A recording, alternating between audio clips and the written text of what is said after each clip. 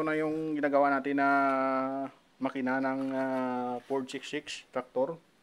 Nakabit na natin yung mga connecting rod nya. Hindi na natin pinakita para hindi haba yung ating video. Ipakita lang natin kung paano yung pinaka-importante lang.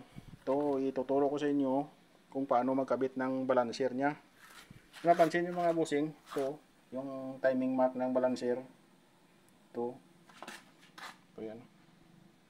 Kung nakikita nyo, ito. Yan. Nagyan ko ng white out. Ito sa gear nya.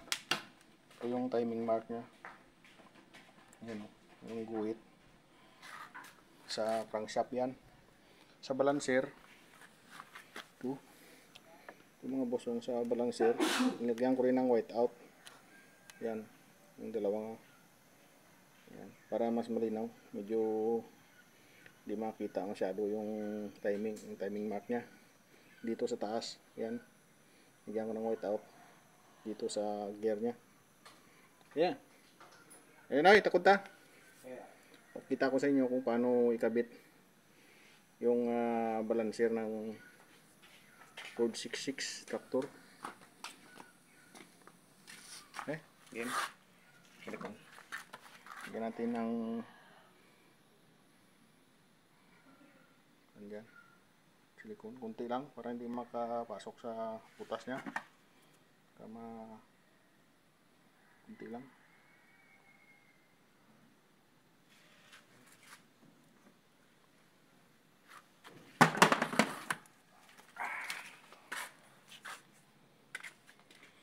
Ayan. Ayan.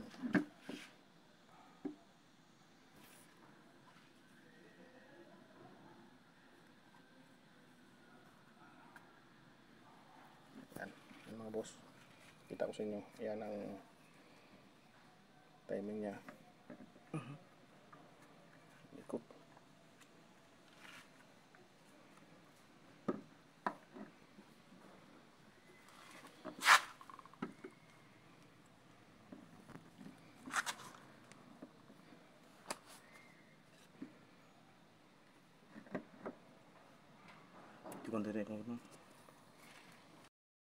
Ayan mga bossing, kita nyo.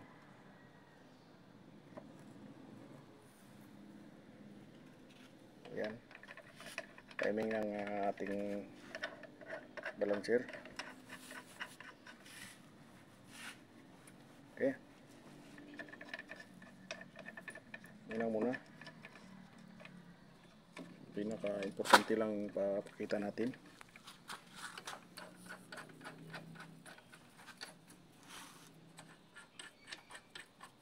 Mamaya ay papakita ko sa inyo kung paano mag-timing ng crankshaft nya, idler gear, camshaft, at saka yung injection pump.